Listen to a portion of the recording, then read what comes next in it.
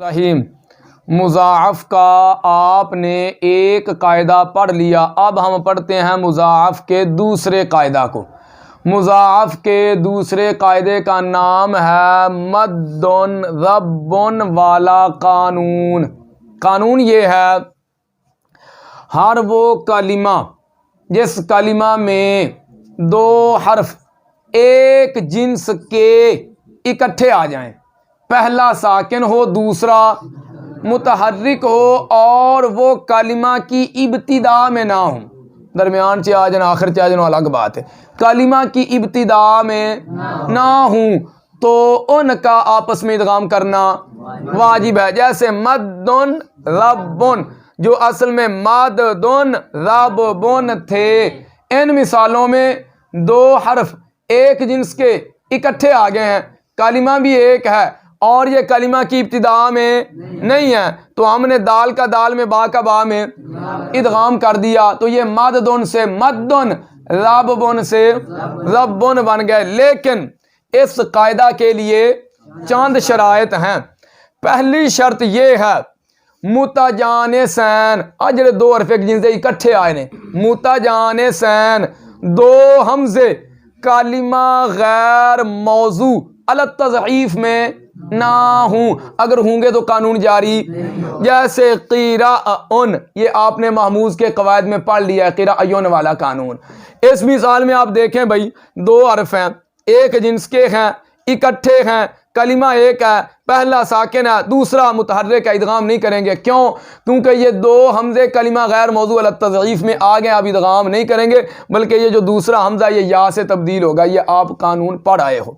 شرط ہے دوسری بھائی، متجانسین میں سے پہلا ساکن، متجانسین میں سے ہا وقف نہ ہو، کیا؟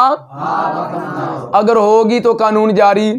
جیسے اغرہ ہلالن، دیکھ لیں بھائی، متجانسین میں سے پہلا ساکن جو ہے یہ ہا وقف کیا، لہذا ادھر ادغام۔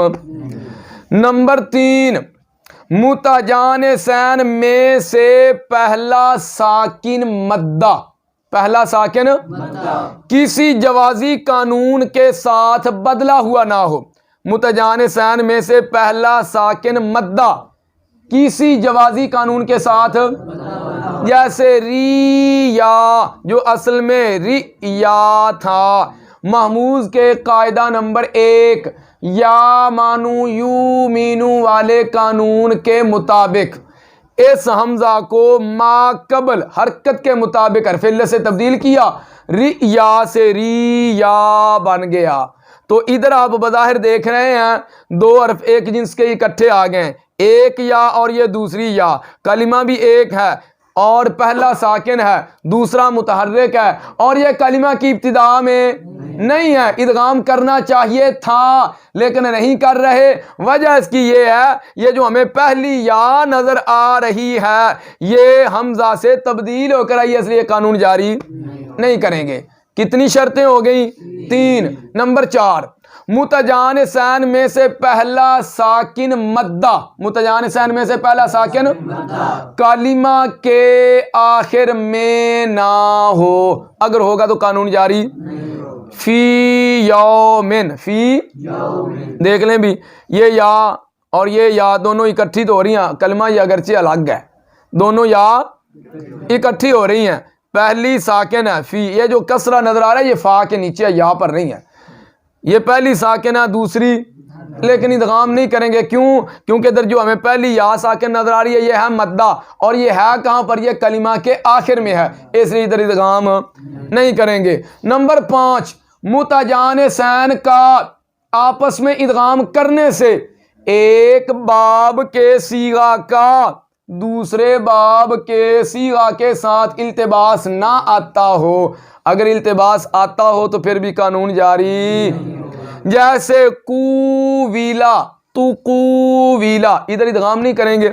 کوویلا ایک کلمہ ہے، دو حرف ایک جنس کے اکٹھے آ گئے ہیں، پہلا ساکن ہے دوسرا متحرک ہے، اور یہ کلمہ کی ابتدا میں نہیں ہے، یہ کہاں؟ یہ درمیان میں ہے، یہ کہاں ہے؟ بس ابتدا میں نہیں ہونے چاہیے، آخر میں ہو چاہے درمیان میں ہو، قانون جاری ہو جائے گا۔ یہ کہاں ہے؟ درمیان میں ہے، لیکن ادھر ادغام نہیں کریں گے۔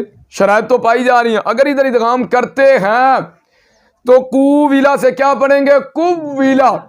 تو اس کا التباس آئے گا باب تفعیل کے واحد مذکر غائب ماضی مجہول کے صیغہ کے ساتھ. وہ کیا؟ کریما، وزن کیا نکلے گا؟ فعیلا. کویلا وزن کیا نکلے گا؟ تو بالکل جو وزن کریما کا وہی وزن قویلا کا، دونوں کا وزن ایک جیسا ہے کہ نہیں؟ تو اس صیغے کا یہ ہے باب مفاعلہ کی ماضی مجہول سے واحد مذکر غائب ماضی کا صیغہ ہے، واحد مذکر غائب. تو باب مفاعلہ کی ماضی مجہول کا باب تفعیل کی ماضی مجہول کے ساتھ التباس لازم آئے گا، اس لیے ادھر قانون جاری نہیں کریں گے. تو کوویلا ساری شرائط پائی جا رہی ہیں، ادغام نہیں کر رہے. ادغام اگر ہم ادھر ادغام کرتے ہیں تو پڑھیں گے تو قویلا. کیا پڑھیں گے؟ تو قویلا پڑھیں گے.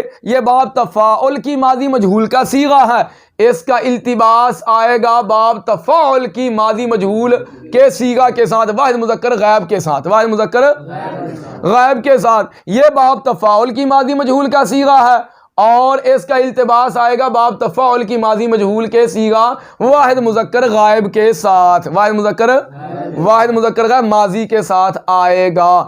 تو ادغام کرتے ہیں تو اس کا التباس آئے گا، اس لیے ادھر قانون جاری نہیں کریں گے. یہ تھا مضاعف کا قاعدہ نمبر 2، مد رب والا قانون.